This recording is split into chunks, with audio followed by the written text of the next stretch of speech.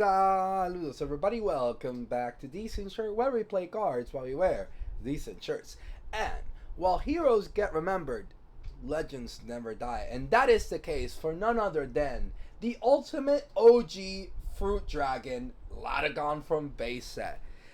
If you didn't know, I was able to get top 8 at the first premiere post World. So, new season, new format, new everything. And we were able to get top 8 with Dionysus Ladogon Turbo. So, without much ado, let's just get on to the deck profile. Hey guys, just before we begin, small caveat. I'm a little bit sick. I played through the last tournament coughing a lot, and this kind of shows a little bit in the video. I tried to edit it, but in all of this I also kind of moved my microphone more, like a lot closer without realizing it, and the camera footage you can see in the cough that the camera was a little bit off in terms of when I recorded it, so you're gonna see some cards off place. I'm gonna put at the end of the video, I'm gonna put a build Elestrals QR code deck list, so you can also scan it and use it if you're interested in just using the list as it is. So I do apologize for that, but hopefully you will still enjoy the list and the analysis that I provide. Well, having said that, let's just get on to the deck profile. And we'll start with the one, the only, the 3 Cyprong of Champion of Dionysus. Without this, there is really no deck for Dionysus. This is the Searcher, and it's also the EQ of the deck. I'm sure that everybody here is familiar with Cyprong. Obviously, you run 3 of them. We also play Sprouter. Sprouter is arguably more important than even the Cyprong in most instances, or at least it is one of the best starts of the deck, because you're able to Nexus to then search for any Dionysus champ or any Dionysus Madness. It's a really strong card in the deck. It allows you to daze or enrage, and it allows to dictate a lot of the game, because you're able to play it depending on how your opponent uses their first turn. If they want to go defensive, you usually get to enrage your Elestrals, so that way you're able to capitalize and not leave them with any board presence. Or if they go offensive, you can usually use the daze option to protect your Sprouter if the 5 defense is not enough. We do play, obviously, 3 Cyanectors. Cyanector was the most represented card in the entire tournament for good reason. On cast, you are able to search for any PTA or any poison card. In this case, it was just PTA. Really strong card, and there were times where I would just, as you saw in stream, if I was going first, I could go and use Dionysus to daze it to just search for our second PTA, and that was really strong. Now, to kind of round off the Dio package, not the last couple of Dio cards, but definitely rounds it off, we do play a 1 Timber and a 1 Centaur, right? I'm not gonna say this is the main way to play the deck, or the main way that I was playing it. This was actually plan B, but everybody that saw this list, right, they usually thought that Centaur was the plan A, when it wasn't. It was actually plan B. So something that you have to understand is that Sprouter with Dionysus basically means that if you don't out Sprouter, you can Nexus the following turn to go into Centaur, and Centaur can then cast a Timber, and from there on you basically start breaking their boards, because you have 2 big guys on the field, one that dazes, one that enrages, and if you don't have to attack with Centaur at all. You could just focus on the Timber. If they out the Timber, that just gives you an out to use Centaur's effect to daze itself and special cast the Timber again. And every time that Timber receives an Earth Spirit, it basically gets to enrage an Elestral. At the start of every battle phase, you're able to pop Elestrals that are enraged, particularly your opponent's Elestrals. So there's a 1-2 combo here that you don't really even have to attack at all. You just play defensive with the Centaur, and the enrage does everything for you. But like I said, this is not plan A. This is actually plan B. This is something to thwart off the focus of the deck on my opponents, and that they focus so hard on this that they forget about my other plan, which is actually my fruit package. Now, if you're familiar with my deck and you saw it on stream, then you should know where this is going into. But Jotaya, if you didn't know, every time that receives an Earth Spirit, it allows you to daze an Celestial. This is really important because it allowed me to daze Celestials even if I couldn't break the entire board. It allowed me to put pressure on them, make them have to use extra resources, make them ascend, make them use their Dionysus if I was doing the mirror match. And it was very important throughout the whole tournament. But it also says that if it ever gets enraged, and if you are enraged, you're able to ascend into a Ladogon. And keyword here, Ladogon. It doesn't have to be the champion of Dionysus. But we do play one of them because obviously this card is really strong. 8-5 on a 2 body, very strong. If it's ever enraged, you're able to pop a card, which with Jotaya's effect, you're able to cast it in rage, so that's very important. But also, if it ever gets destroyed, you're able to search for an Ambrosia. And that's very important because the whole focus of this deck was actually playing base set Ladogon. Now, this is very different to what my peers, I believe nobody else brought base set Ladogon to the tournament that I know of. And the whole theory behind this deck was actually to make base set Ladogon actually a threat, right? The deck basically works in a similar light to how at the start of Lifestream everyone was playing Lochagon, not so much at the start of the game, but rather towards the late game to kind of push through and put board presence that would break boards by destroying anything. That's basically the way that I thought about this deck. You have this Ladogon, usually that's your first Ladogon to put pressure, start breaking runes, and also acquire the Ambro once they eventually out it. And then the second Ladogon, whether that is just by hard ascension or by using the Jotaya combo, you could ascend it to that second one, and by that point you should have 1 to 2 Ambrosias to start breaking the boards. And this was very important because I do think that this was the one that made the difference throughout the tournament. Everybody was prepared to deal with this Ladogon, but nobody was prepared for this Ladogon. This Ladogon allowed me to destroy not only set runes, but also face-up runes, right? Divines, Elestrals, big bodies, stadiums, all great targets that I could hit with the Ladogon. In one of my matches, I went up against Hermes, and I was able to destroy a Hermes with 4 spirits. And now that it doesn't really get the Aviolith, that put the opponent so behind in the game that it basically decided the match right there. In other instances, I was able to destroy Antitan. They were able to cast the Antitan, but they weren't able to match it with an Insectoid, which meant that I could go Ladogon, Ambrosia, pop, win from there on. So I think a lot of people were sleeping on this card, and this card is still really strong, even though base set Ambro was hit. It does not matter. You still have access to many other cards that trigger a Ladogon. So, now moving on, we did play 1 Equalings because obviously it's an Earth deck. Equalings breaks boards. It by itself usually takes down 2 runes, or forces the Gorgon. So this was really solid. I was able to destroy many Divine runes. I was up against a Zeus deck, and this was able to win the first match because of it. And lastly, we do play 2 Hopperoos.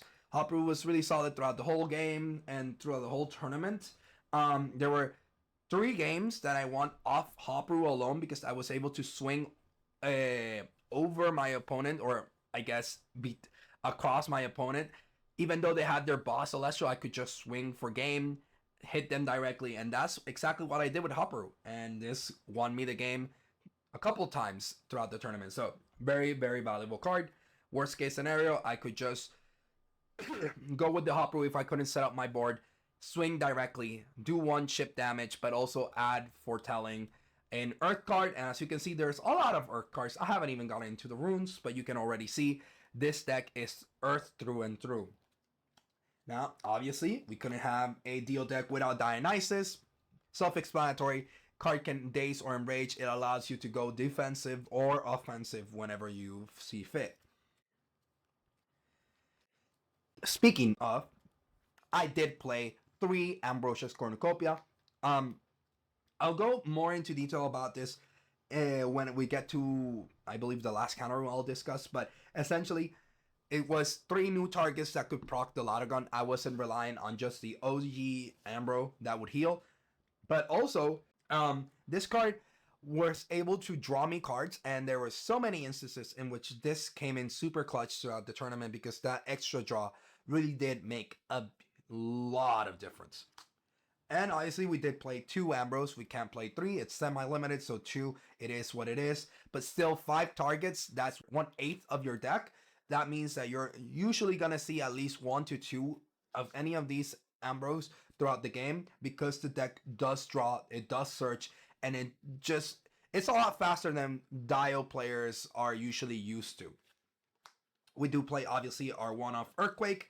And then going into our counter rune suite, we do play, obviously, the 3 Gorgons, the 3 Dionysus Madness. This came in clutch throughout the whole tournament. I was able to go Sprouter and Dionysus Madness and set up a board that was very hard to break. Or if I started with Nectar or a Cyprong in attack position, I would go Dionysus Madness to their Ass Rabbits or I guess Sprouter, any other Elestral that was like very low on attack, and they would have to crash, and that meant that they didn't have a board presence going into my turn. That was very important. Now, we do play Nectar, but we only did play 2 of base set PTA, and you might be thinking, oh, he's playing other PTAs. Well, not exactly. I only played 2 in the main deck. There was a reason for it, mainly because I wanted to make space for this last card. Didn't really miss the 3rd PTA, if I'm being completely honest. It was nice, right? It would have been nice to see the 3rd PTA, but realistically, 2 PTAs was just enough for this deck to roll.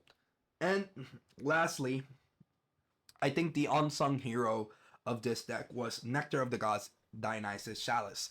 Now, this card overperformed in testing. This card, I saw it all the time. It allowed me to fix my hands. It allowed me to keep up with all these fast decks that usually add a lot of cards to their hands. Usually the breaking point of Earth is that they're a slower deck, they're more control focused, and you really do depend on your starting hand to dictate how the rest of the match is going to go. And that's something that I personally didn't really enjoy about Dionysus decks in general.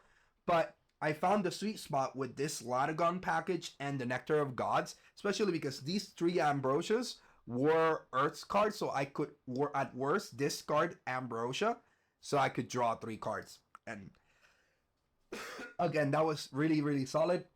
Another key card that I'd like to discard was actually Satember, because Satember is able to special cast the Satember from anywhere, even the Underworld. So it was very common that if I saw the Satember, I could just use Nectar of the Gods, discard it, and then use it eventually. Or if I saw my Ascensions, if I didn't expect the Lochagon Champion of Dionysus to come into play that game, or I had 2 Lodogons, I was okay with discarding one of them and drawing 3. It's very important that I did see my Ascensions in this deck, because it was very common for me to just ascend over my Elestrals. I did have my Drataya play, but it was very common that I would put enough board pressure and then just ascend into my Lodogons and just put pressure that way as well. As you saw in stream, where I was able to ascend over my Nectar after I dazed it to search a PTA, then I ascended the Ladogon and proceeded with the Ambrose to pop the boards. So, yeah, super solid. Really happy with the list. I'm gonna go into the Spirit deck now. Huge shout outs to my Booty Tukas, right? We've been testing a lot this format, and I've been really enjoying this format, so hopefully you guys as well back at home. So we did play 17 Earth Spirits. That might sound excessive to some of you, but really, it felt right at home. Originally, this was a 20 Earth Spirit list inspired on Brewlock's winning list.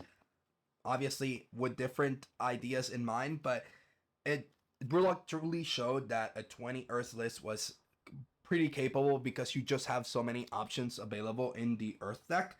But regardless, I started with 20, and when I start adding sighting cards, then that's when I decided, okay, I might as well spare the spirits because there's no need to just run exactly 20. So I did play 2 Owloons and 1 Floramine. Why? Well, we'll see the side decks are. So let's talk about our side deck. I did play 3 Dense Fogs. This deck isn't overly, how do I say, overly fragile to Cryoblast, but it was still very nice to have a way to stop Cryoblast for my Cyanectors, as well as just in general, I was expecting lots of decks that use their stadiums, so Dense Fog kind of stops that. Also, Novacore with the Temple of the Sun, make it a 4. It's a lot more bearable that way if I didn't have my Saibongs. Very solid. I really enjoyed it. However, this was a card that actually performed well in testing, and even though I cited it in the tournament, I really didn't see it in play at all in any of my matches. I just never got to use it. We did get 2 Cryoblasts. Important, obviously. A nice staple because you're able to destroy Elestrals that are more offensive since they're usually less on the defensive side. Cryoblast, always nice. Didn't have issues. The only problem is I just never saw it. So we did play the 1 PTA Artemis Arrow. You might be asking why didn't I add it in the main deck? You could add it in the main deck if you wanted to. I honestly didn't miss it, and in the matches that I needed it, I just cited it in, and it was great. But this isn't the only poison card that I could search with Cyanectar, because I actually was running a one-of the OG Poison Nectar, which says that when you try to draw, I get to negate that effect and destroy the Elestral or destroy the card. This is particularly for Morphrost. I was expecting a lot of Morphrost. Unfortunately, didn't see as much as I wanted to. Actually, I didn't face a single Morphrost in the whole tournament, and I went through a diverse cast of decks, but ultimately never saw it. So Poison Nectar, still really solid. The idea was that you would search it, and from there on, my opponent would respect it. Even if they just casted their chimeras, they would know that I was running this, so they would be a little bit more hesitant to play their effects. Now, the last 2 poison cards that I was playing, it was actually Poison Nectar Dionysus Chalice, and that is because it was searchable, and Poe, being the great Earth player that he is, he recommended that in the side I could use this to win for time when it was going to a game 3 and there wasn't lots of time left. And I gotta say that huge props to Pope, because honestly, it actually won me 2 matches throughout the tournament. One that actually went to time, and I was able to search both of my Poison Nectars and burn my opponents to make sure that I had more spirits left on the game. So very, very important, very good inclusion. And as we saw from Astronite, it was a card that was capable of stealing games that you should never have been able to win. Obviously, we played Resting on Your Laurels, beating big guys. That's one of the most important things. And Dio doesn't do that great when your opponent has 3 drops. So Resting on Your Laurels deals with them pretty nicely. We did play 2 Shield of Achilles. Originally, these were Spoiled Fruits, but ultimately I went with the Shields because I thought they would be more effective and easier to slot in to certain matches. Ultimately, didn't see them. I did sight in him like once, but never saw them throughout the tournament. So lastly, the most important, and this one I did see, this was the most important side deck card, definitely Pandora's Box. There's so many Ascensions, so many combo decks, so many decks I want to search, and P-Box is now better than ever. This was obviously the MVP against Hermes, but against Antitan, against lots of other combo heavy decks, this card came in super clutch, and it helped me throughout the tournament all day long. So that was basically the deck. Hopefully you guys enjoy my little Fruit Dragon deck. Hopefully I made Words proud. And also PK Sparks, that I know that he popped off when he saw the Ladogon on stream. This is a deck that I've been brewing since before Worlds, and I actually brought it to Worlds for the Gunslingers. Had lots of fun playing with it. It was actually pretty good, even against set 7. I do look forward to adding cards such as Dougie and KURABBYSS to this lineup, and I think it's going to be even stronger after set/Sunstrike arrives. So, having said that, please leave a comment, please leave a like. Tell me, did you like the list? Were you a fan? Would you have played less Ladogon? Would you have just gone with the champion Ladogon? Tell me all about it in the comment section. And don't forget to stick around because we got great content coming up. So, having said that, that will be all from me, Decent Shirt, signing out.